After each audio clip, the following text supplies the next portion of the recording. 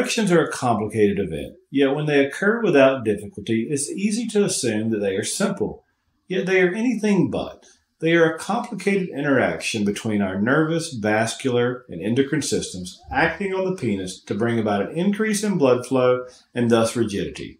Understanding how all this works together allows us to better understand how things can go wrong and what the treatment options are when they do go wrong. The first event in an erection is the stimulation of the nervous system at the level of the brain, spinal cord, or both. In response to emotional, visual, olfactory stimulation, and touch, parasympathetic nerves from our autonomic nervous system cause the release of nitric oxide from specialized nerve terminals. This nitric oxide causes vasodilation of both blood vessels and smooth muscle in the corporal bodies of the penis. The corporal bodies are cylinders which are lined with smooth muscle and fill with blood during an erection. When this smooth muscle relaxes, it allows for this space to fill with blood and create an erection. In addition to the nervous and vascular systems, the male endocrine system and the production of testosterone needs to be normal for a normal erection. When testosterone is low, there is less desire and less vasodilation of those blood vessels and spaces which need to fill with blood within the penis. The nervous system can be impacted by a number of different processes, including strokes, brain tumors, and disorders of the peripheral nerves like multiple sclerosis, as well as surgeries affecting those nerves. One of the surgeries which can have the most profound impact is radical prostatectomy for prostate cancer. Urologist Patrick Walsh pioneered the identification of the cavernosal nerves, which were normally damaged during removal of the prostate, and he developed techniques for sparing them. Even with this innovation, it is common for these nerves to be affected and damaged, even in the best surgical hands.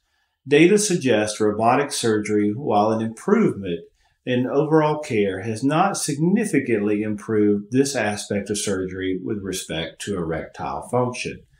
Men also need healthy vascular systems. In fact, erectile dysfunction is a predictor of cardiovascular disease. It is because atherosclerosis, the process of plaque buildup, which narrows blood vessels, affects all arteries throughout our body. As the arteries feeding the penis are affected, men can develop erectile dysfunction. Declining testosterone levels as we age is extraordinarily common. This process can be worsened by obesity, diabetes, and certain medications. If you have erectile dysfunction, you should have a morning testosterone level drawn to rule out an issue here. When testosterone is low, oral medications for ED like Viagra and Cialis are less likely to work. Our medical treatments for erectile dysfunction focus on increasing blood flow to the penis. Oral medications, Viagra, Cialis, and Levitra, do this by indirectly making nitric oxide work better by increasing a molecule called cyclic GMP. Anywhere from 30 to 50% of men will find these medications ineffective. In some cases, they will be effective at first, but become less effective in time. When pills do not work, there are certainly other treatment options. These include penile injection therapy, urethral suppositories, vacuum erection devices, and penile implants.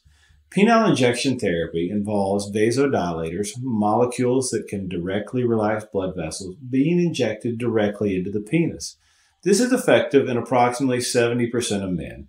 Complications can include penile bruising, injection site pain, and the buildup of scar tissue with long-term use. It is generally advised that men with Peyronie's disease should not use penile injections.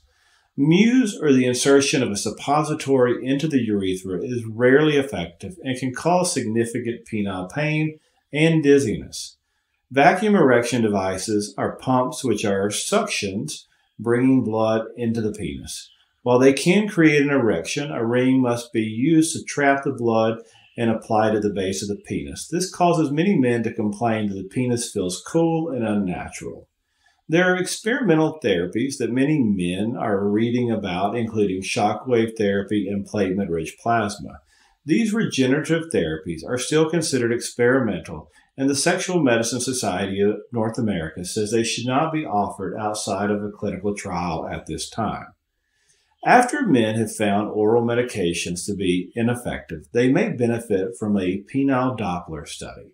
This is an ultrasound-based study which provides analysis of penile blood flow. It allows for your urologist to obtain a better understanding of what is causing the erectile dysfunction and what your treatment plan might look like. While these above therapies are not desired or not effective, a penile implant can be a good option. A penile implant is placed during an outpatient procedure. It is a hydraulic device which is made of a silicone polymer.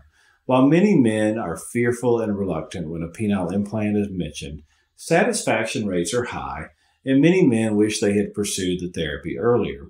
It consistently provides a firm erection, but is not designed to enlarge the penis, but it also doesn't make the penis any shorter either. As with any surgery, there are complications which can potentially occur and should be discussed with your surgeon.